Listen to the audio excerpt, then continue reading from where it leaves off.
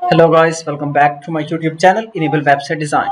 In this video we are going to discuss how you can use layers in Canva.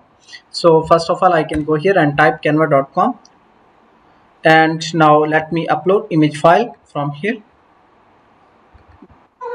this one. Then click here use in our design, and after that you can select image width and height, then create new design. And now I have one image. So for example, if we are using multiple images in Canva, how we can manage that which image should be on the front side and which one should be on the back side.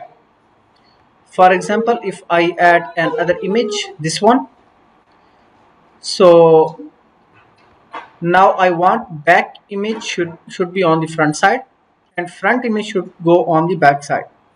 So how we can do that? Just you can go on position tab, then here you can find out layers option.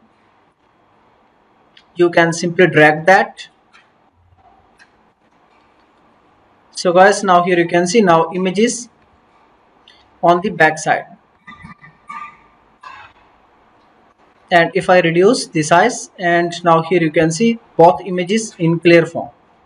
So in this way you can easily work with layers in Canva.